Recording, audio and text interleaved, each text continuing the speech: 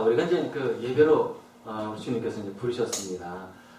그래서 우리가 이 예배는 중요하잖아요. 그래서 이제 우리 이제 1시간 예배를 드리는데 순서가 있지 않습니까?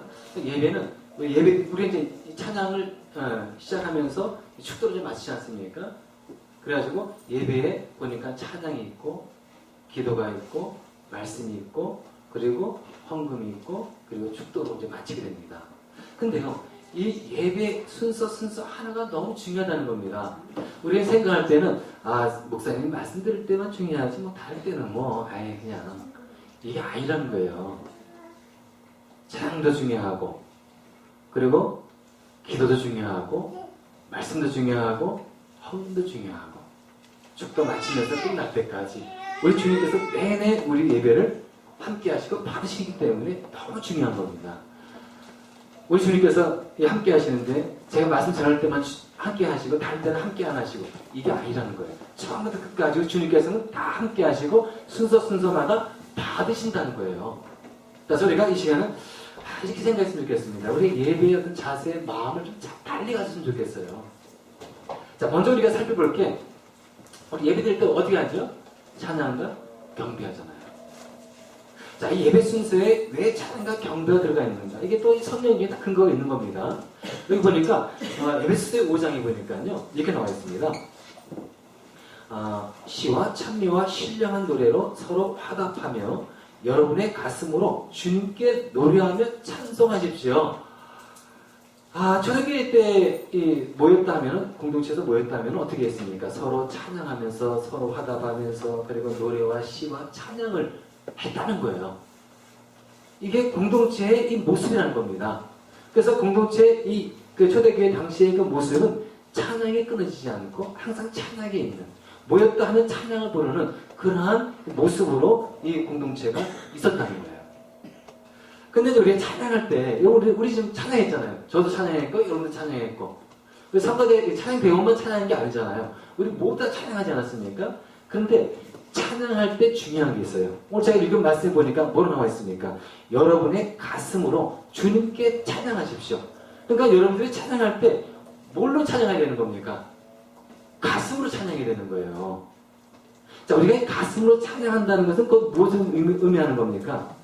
온 마음으로 그리고 진심으로 내가 주님을 찬양합니다. 이게 들어가 있는 거예요. 그래서 우리가 마음으로 찬양할 때 물론 힘차게 찬양하는 것도 진심으로 부를 수 있는 겁니다. 물론 또 적게 하면서도 진심으로 부를 수가 있는 거죠. 그러나 중요한 것은 무엇을 의미하는 겁니까? 크게 부르든 적게 부르든 진심으로 찬양을 해야 한다는 거예요. 온 마음을 다해서 하나 앞에 찬양해야 한다. 근데 우리가 왜 이 가슴으로 찬양을 해야 되는 겁니까? 여러분 왜 가슴으로 찬양해야 되는 거죠? 우리는 가슴으로 찬양할 충분한 이유가 있어요. 자, 그 이유를 한번 해볼까요?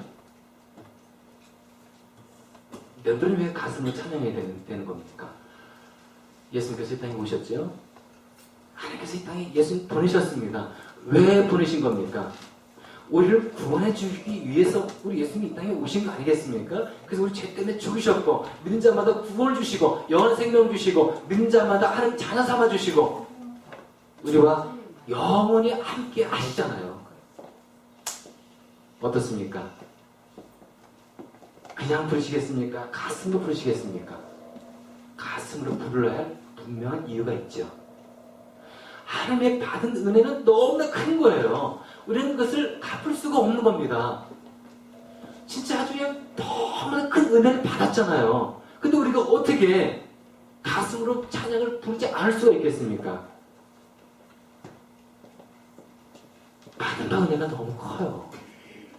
그리고 우리가 이제 찬양할 때 있지 않습니까? 찬양할 때 하나님께서 성령께서 우리 마음을 참 만져주세요. 만져주시면서 찬양하면서 우리의 마음이 활짝 열리는 겁니다. 그러면서 우리의 냉랭한 마음이 뜨거워져요. 우리 식어진 열정이 갑자기 뜨거워지는 겁니다. 그러면서 하나님 앞에 헌신의 이런 마음이 생겨나는 거예요. 이거는 여러분들의 마음속으로 나는 겁니다. 이게 찬양하면서 막 이게 말이 나오는 게 아니라 찬양하면서 여러분들의 그 영혼 속에서 그런 것이 마음에서 팍 일어나는 거예요. 뜨겁게 일어나는 거예요. 그래서 왜 우리가 이 찬양을 불러야 되는지 여러분 아시겠죠? 가슴으로 왜 불러야 하는지. 우리는 충분한 이유가 있는 사람들인 겁니다. 그 다음에 이제 우리가 이제 기도를 하잖아요. 기도하면서 이제 찬양을 다 부르고 나서 우리가 또 이제 찬양하면서 순간순간 기도도 하지만은 또 이제 대표 기도 하신 분 있지 않습니까? 그럼 대표 기도를 딱 합니다. 근데 이제 찬양과 더불어서 자연스럽게 나오는 것이 기도예요. 찬양하면서 그리고 자연스럽게 뭐가 나온다고요? 기도가 이제 나옵니다. 그러면서 이제 우리가 이제 기도를 하게 되는데, 여러분 뭡니까? 예수님께서 우리에게 하신 말씀이 있죠. 두세 사람이 내 이름으로 모인 그곳에 나도 함께 한다. 두세 사람이 내 이름으로 모인 그곳에 나도 함께 있다라고 우리 주님께서 말씀하고 계셨어요. 이 자리에 지금 누가 계시는 겁니까? 이 자리에 이 많은 여러분들이 이제 앉아 있는데 이 자리에 누가 계시는 거죠? 우리 주님께서 함께 하시는 거죠. 우리는 지금 누구 이름으로 지금 모여 있는 겁니까? 예수 이름으로, 주님의 이름으로 모여서 지금 우리는 지금 찬양하고 예배드리고 있는 겁니다. 그러니까 이 자리는 분명히 틀림없이 100% 누가 와 계시는 겁니까? 우리 주님께서 와 계시는 거예요. 그분 앞에 우리는 찬양을 드렸습니다. 그리고 그분 앞에 우리는 기도를 하는 것이죠. 그래서 이제 우리는 이제 기도 다 하면 좋지만은 물론 우리 찬양을 기도를 합니다만 또 대표를 또 세웁니다. 그래서 이제 대표자가 기도를 하는 거예요.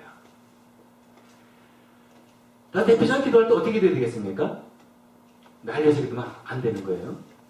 하나님, 제가 어제 이런 죄를 졌습니다. 용서해 주세요. 그건 내 죄고 내 죄를 포함한 모든 사람들의 이걸 놓고 기도를 하는 것이 대표 기도자인 겁니다. 그래서 이제 우리가 이제 맨 처음에 대표 기도할 때 어떻게 해야 되겠습니까? 하나님께 감사해야 되는 거예요. 나에게 베푸신 그 놀라운 은혜 생각하면서 범사에 감사하면서 그리고 우리 감사의 기도를 하고요. 그리고 또 우리 죄에 대한 분명한 회개 기도가 있어야 되잖아요. 우리가 하루 아니면 일주일 지난 삶을 좀 하나님께 다 죄를 고백하면서 왜 우리 죄를 고백해야 될까요? 그때 하나님과 우리 관계가 좋아지잖아요. 분명히 죄 짓고 왔는데 죄에 대한 고백 없이 그러면 소모하지 않습니까? 어때요? 죄를 고백 다 털어놔야지 그때 관계가 급속도로 발전되는 거예요. 관계가 밀착이 되는 겁니다. 그래서 이 회개 기도가 필요한 거예요.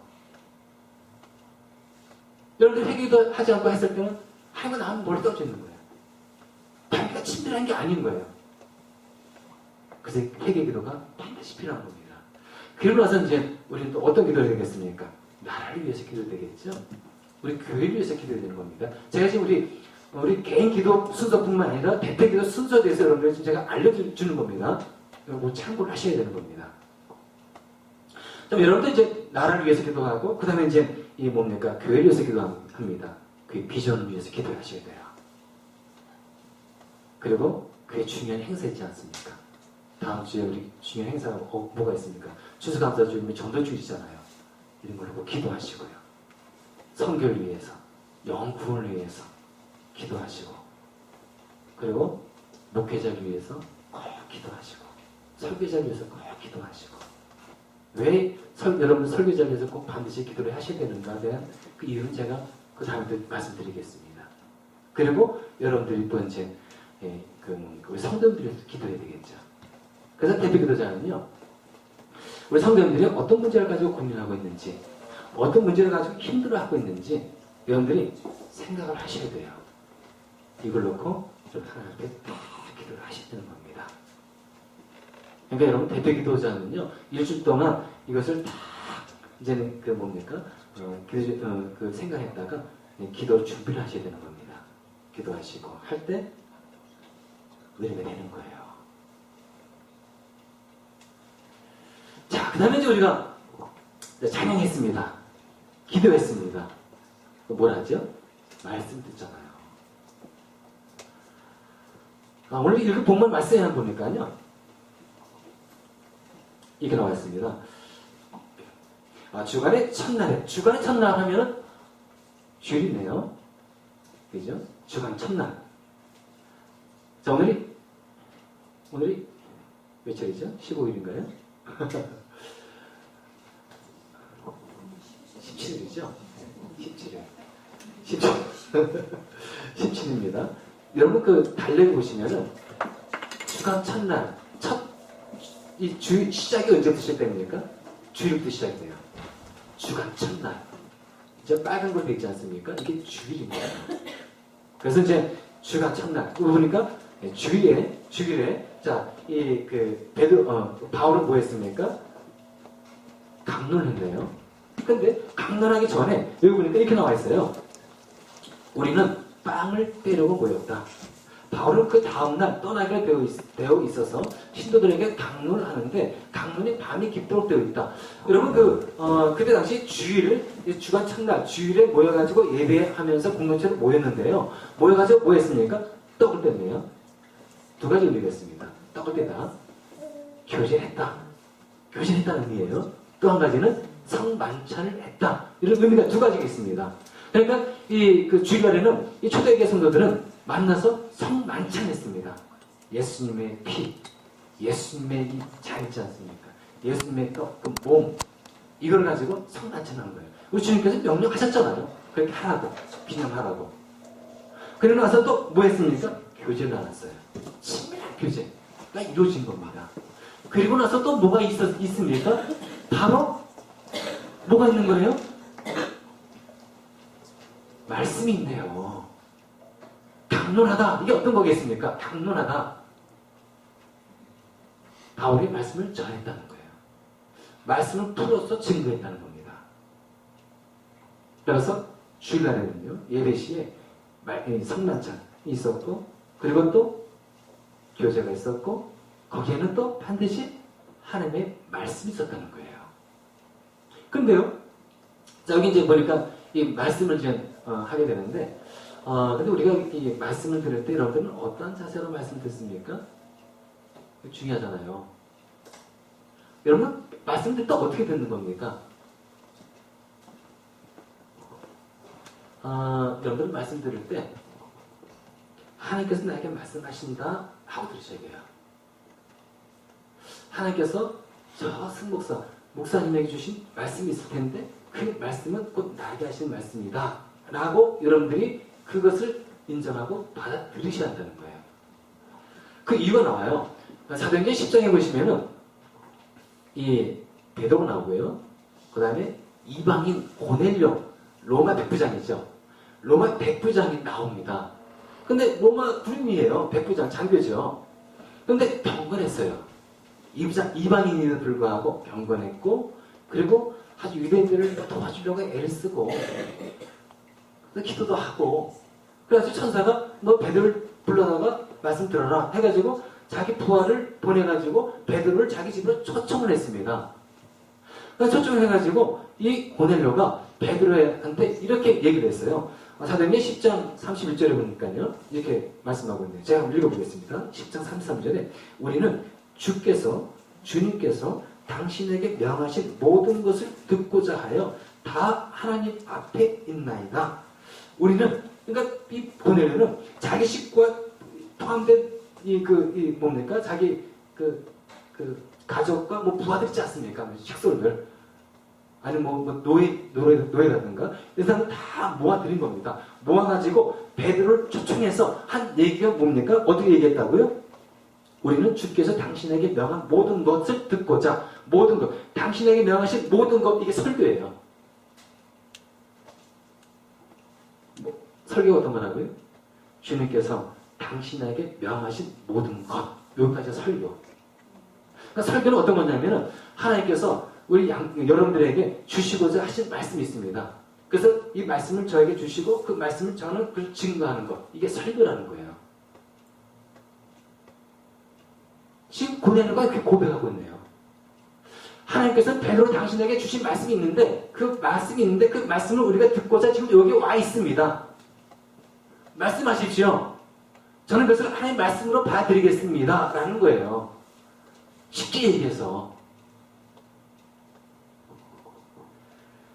그러면 이제 이 설교자는 그러면 이제 하나님께서 오늘 우리에게 말씀하시는데 어떻게 말씀하시죠? 어떻게 말씀하십니까? 이거 가지고 말씀하시잖아요. 성경을 통해서 여러분에게 말씀하시죠.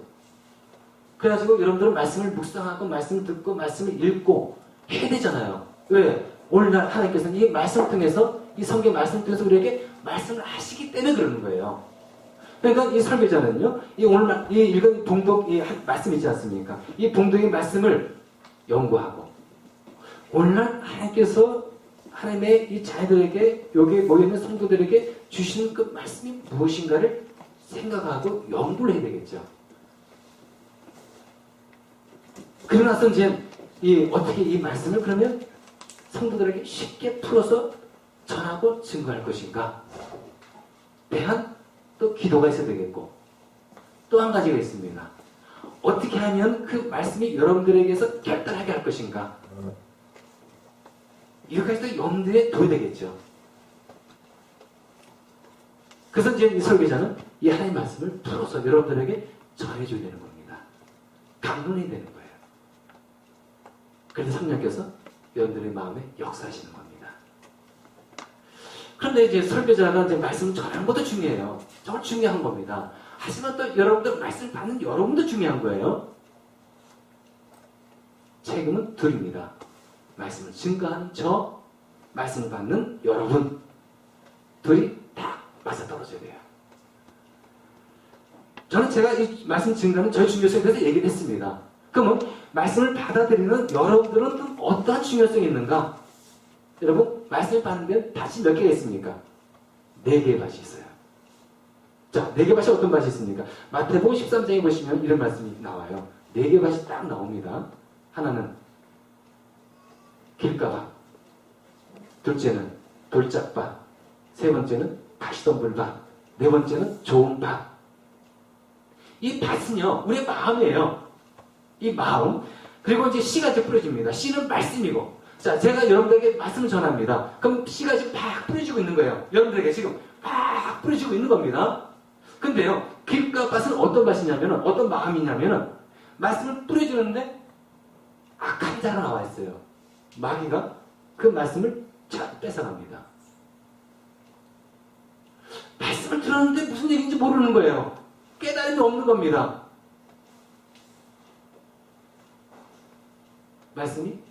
말씀을 뺏어간 거예요.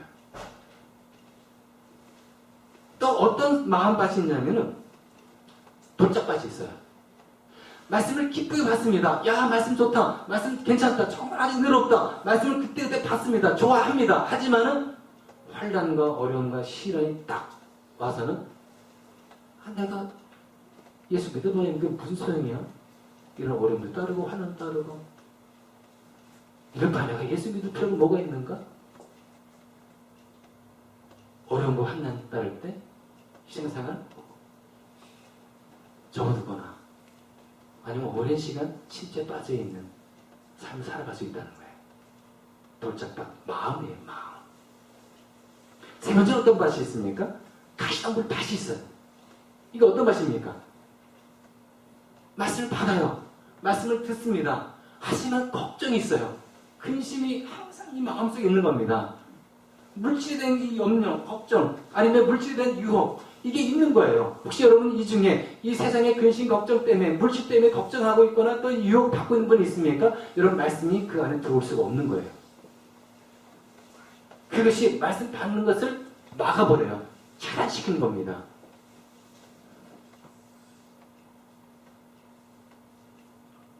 그 다음에 좋은 밭이 나와요.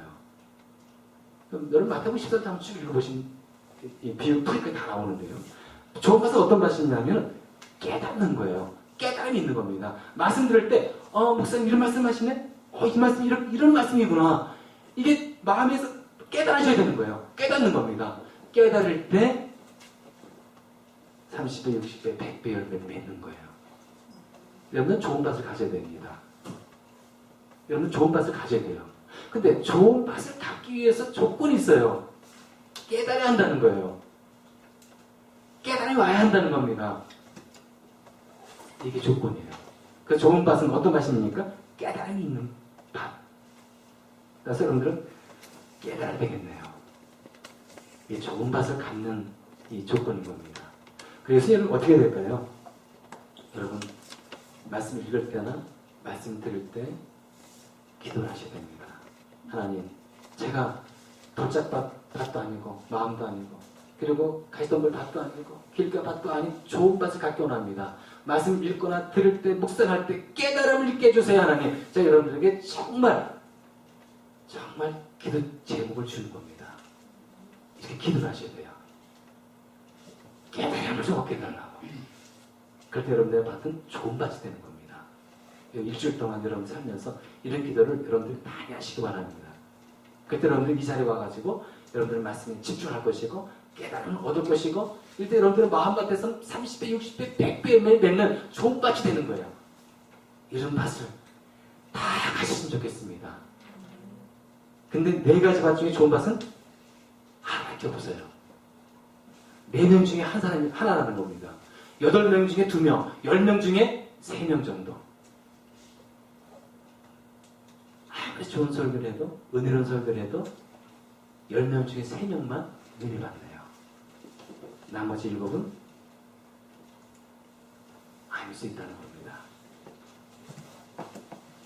따라서 설교자도 중요하고 여러분들의 마음의 상태도 중요하다는 거 아시겠죠? 자, 그 다음에 이제 우리가 찬송한 다음에 이제 헌금을 하네요. 여러분, 찬양도 예배의 순서입니다. 기도도 순서, 그리고 말씀도 순서, 헌금도 예배의 엄연한 순서라는 거예요. 그렇다면 여러분, 하나님께서는 말씀 전하는 이 시간에만 중요하게 여기고 다른 거는 중요하게 여기지 않고 이게 아니라는 걸 제가 분명히 말씀드렸죠. 말씀도 중요해요. 기도도 중요합니다. 찬양도 중요합니다. 헌금도 중요하다는 거예요. 근데 우리들은 어떻게 생각합니까? 헌금 뭐 안 하면 되지 뭐. 아니 뭐 그냥 예배 드리지 뭐. 아 찬양 뭐 그렇지 뭐. 그냥 말씀을 잘 들을 때지 뭐. 천만에 이거 우리 잘못된 생각인 겁니다. 처음부터 끝까지 다 중요한 거예요. 순서 하나님께서 다 보시고 여러분들을 살피십니다. 이런 생각 자체를 우리는 가시면 안 돼요. 다 중요한 거예요. 여러분들 이 순서마다 여러분들은 혼심의 힘을 들여가지고 예배를 드려야 하는 겁니다. 어느 건 중요하고 안 중요하고 이게 아니에요. 그렇다면 중요하지 않다면 빼버리죠. 왜 들어가 있겠습니까? 헌금. 여러분들은 예배 가운데 예배 오시면서 헌금을 준비하십니까? 준비하셔야 돼요. 꼭 여러분들이 준비하셔야 합니다. 풍성하면 풍성한 대로, 적으면 적은 대로. 이건 하나님께 갖고 나오셔야 되는 거예요. 헌금의 중요성인 겁니다. 고린도전서 16장 2절에 보면은요, 이런 말씀이 있습니다. 매주 첫날에, 자, 매주 첫날은 제가 뭐라고 말씀드렸죠? 주일이라고 했잖아요. 주일. 여러분은 저마다 수입에 따라 얼마씩을 따로 저축해 두십시오. 수입에 따라 여러분들이 저축을 하셔야 되는 겁니다. 그 다음에 그래서 내가 갈 때, 그러니까 바울이 올 때죠. 예배 참석할 때입니다. 그제야 헌금한 일이 없어야 합니다. 여러분들이 예배 참석하면서 그때 그냥 이렇게 되는 대로 이렇게 헌금하면 안 된다는 거예요. 이건 예배 준비가 안 됐다는 거예요. 여러분들이 예배 준비를 철저하기 위해서는 어떻게 되는 겁니까? 예배 드리기 전에 먼저 여러분들이 헌금할 것을 딱 준비해 놓으셔야 된다는 거예요. 그리고 올 때 헌금을 딱 가지고 마음을 정하고 그리고 와서 예배 가운데 딱 드려야 하는 것입니다. 이게 준비된 예배자의 모습인 거예요. 헌금은 이제 우리 예수님께서도 유심히 보십니다. 누가복음 21장인가요? 거기에 보면 이제 성전에는 옛날 그 성전에는요 헌금함이 따로 있었습니다. 그럼 이제 사람들이 이 성전에 들어가면서 헌금을 하고 들어가요. 근데요, 그 헌금하는 그 장소에 예수님이 와 계셔가지고요, 유심히 보셨다는 거예요. 부자들이 헌금하는 것을 보시고, 가난한 가부, 두렵던 헌금하는 것도 보시고 2번 나와요. 제가 한번 보겠습니다. 누가복음 21장 1절에 보니까요, 예수께서 눈을 들어 부자들이 헌금기에 헌금 넣는 것을 보시고, 부자들이 헌금하는 것을 보셨어요. 그리고 또 어떤 가난한 가부가 거기에 랩돈 2립을 넣는 것을 보셨다. 그러니까 여러분, 헌금은요, 예수님께서 여러분들 보시네요. 헌금하는 것을 유심히 보시는 주님. 저는 여러분들이 헌금 얼마나 하는지 모릅니다. 하지만은요, 주님의 눈을 피할 수는 없네요. 헌금은 절 보고 내는 게 아니고요, 주님께 내는 거예요. 이걸 꼭 기억하셔야 합니다. 헌금하면 참 설교도 조금 부담스러워요. 저는 1년에 한 2번 정도 헌금 설교를 합니다.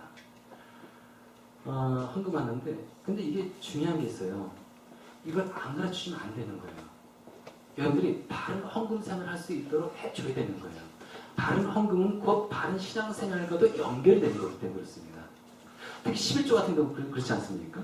여러분 11조 헌금 어떻게 하십니까? 말라기 3장에 보시면요, 이런 말씀이 나와요. 사람이 하나님의 것을 훔치면 되겠느냐?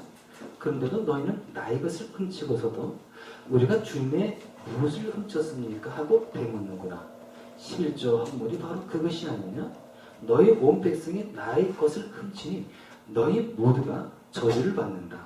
너희는 온전한 11조를 창고에 들여놓아 내 집에 먹을거리가 넉넉하게 하여라. 이렇게 바치는 일로 나를 시험하여 내가 한 문을 열고서 너희가 쌓을 곳이 없도록 벽을 붙지 않나 보아라. 나 방문의 주의 말이다.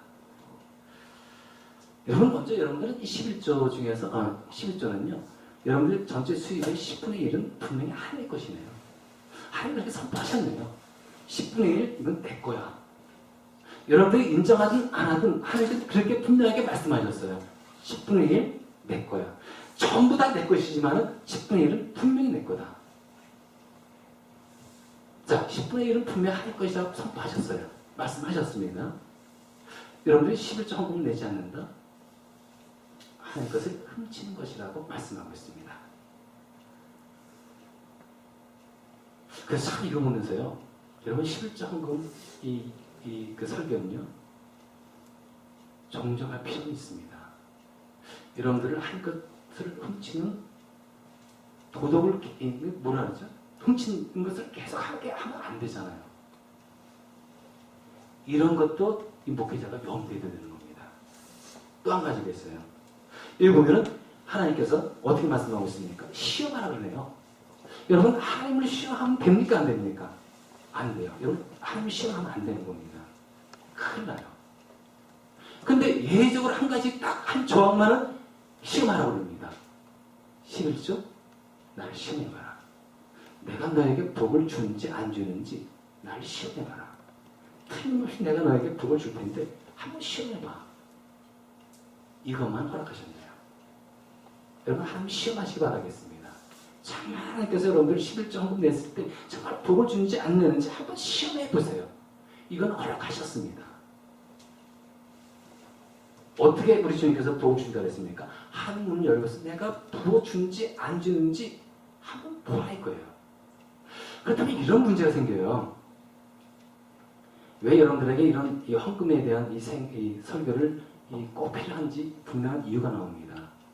여러분, 하나님께서 분명히 11조 헌금을 하면은 분명히 하나님 열어서 쌓을 것이 없도록 분명히 복 주신다고 하지 않았습니까? 그럼 여러분들이 11조 헌금을 하지 않는다면 하나님의 이런 복을 여러분 누리지 못하잖아요. 그렇죠? 여러분들 하나님의 진정한 복을 누리기 위해서는 11조 헌금을 해야 되는 거예요. 근데요, 11조 헌금을 하지 않는다? 왜 안 할까 한번 생각해 봤습니다. 여러분, 11조 헌금을 왜 안 하는 거죠? 이런 경우가 생길 수 있어요. 하나님 주신 약속의 말씀 나는 못 믿겠습니다. 하나님께서 분명히 이런 약속의 말씀 주셨잖아요. 그런데 안 한다? 나는 그걸 못 믿겠다는 거예요. 그러니까 의심 생겨가지고 못 믿겠다는 거예요. 정말 하나님 복을 주는지 저는 모르겠다는 거예요. 어떻게 해서 확실히 보장할 수 있겠냐 그거예요. 그래서 못 한다는 겁니다. 11조 헌금은요, 하나님과의 신뢰관계에 직결되어 있는 겁니다. 왜 다른 건 다 믿으면서 왜 이걸 못 믿을까요? 이상하지 않습니까? 하나님께서 나에게 주신 약속의 말씀 다 믿어. 근데 왜 이 11조 헌금을 하겠다 했을 때 주시는 그 약속의 말씀 왜 못 믿고 안 할까? 결국은 이 11조 헌금은 누구를 위한 것이죠? 저와 여러분들을 위한 것인데, 결국 우리에게 더 복을 주고 유익하기 위해서 하라고 하시는 건데 우리 이걸 안 하는 거예요.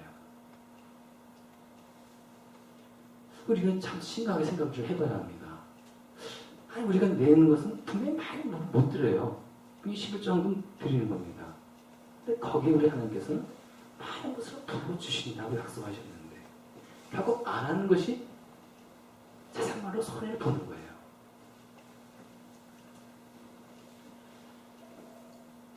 그래서 여러분들은 자녀들에게 꼭 가르쳐야 합니다. 이 11조 헌금에 대한 이 교육은 꼭 가르쳐야 돼요. 왜 그렇습니까? 우리 자녀들이요. 여러분, 그 헌금을 안 하다가 하게 되면요. 그 쉬운 게 아니에요. 정말 그렇습니다. 아는 사람이 갑자기 헌금을 한다? 이건 진짜 믿음의 결단이 필요한 부분이에요. 쉽게 못합니다. 정말 하나님의 강한 은혜가 임하지 않고서는 여러분들이 진짜 어려운 살림에 이 11조 헌금이라든가 각종 헌금 낸다는 거 이거 쉽지 않아요. 저는 뭐 제가 풍성하게 살지 못해가지고 여러분들이 이 느낌은 잘 모르겠습니다. 돈 많은 사람들이 이 11조를 낸다? 돈이 좀 있는 사람이 11조 낸다? 그 마음은 어떨까? 제가 이걸 경험해보지 못해서 잘 모르겠습니다. 하지만 쉽진 않을 거예요. 근데 어릴 때부터 여러분 11조에 대한 이런 교육을 시키지 않습니까?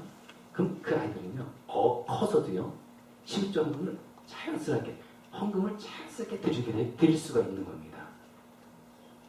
중요한 게 뭡니까?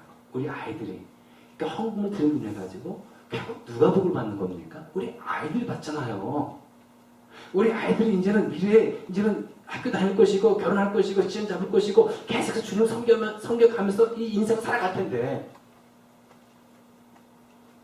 하나님께서 주시고자 하는 약속의 말씀이 얼마나 큽니까? 결국 여러분들 자녀를 위해서도 꼭 가르쳐야 되는 거예요. 자, 그렇습니다. 자, 우리 이 예배에 대한 이 순서, 왜 각 순서마다가 중요한지 쭉 살펴봤어요. 자, 먼저 찬양. 왜 중요한지 여러분 아시겠죠? 여러분 진정한 이 찬양 드리고 있습니까? 구원의 감격과 기쁨 속에 찬양 드리고 있습니까? 그거 물어봐야 돼요.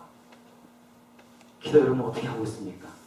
일주일 동안 여러분 기도를 준비하면서 참 이걸 여러분 기도하고 있습니까? 이거 물어봐야 됩니다. 말씀 여러분 어떻게 듣고 있습니까? 여러분 마음의 상태는 어떻습니까? 4가지 밭자를 분명히 말씀드렸습니다. 그 중에 한 가지 여러분 어떤 밭입니까? 헌금? 최생의 헌금 물질을 드리고 있습니까? 하나님께. 예배 너무 중요해요. 예배는요, 우리 인생의 열쇠일 수 있습니다. 내 인생을 바꿀 수 있는 게 예배예요. 따라서 우리는 예배를 어떻게 드리겠습니까? 최상의 몸으로, 최상의 마음으로, 최상의 물질로 하나님께 드림을 인해가지고 하나님께서 주시는 그 예배를 통해 주시는 샘을 얻어서 승리의 삶을 살아가시는 저와 여러분 되시기를 간절히 축원드리겠습니다. 기도하시 않겠습니다.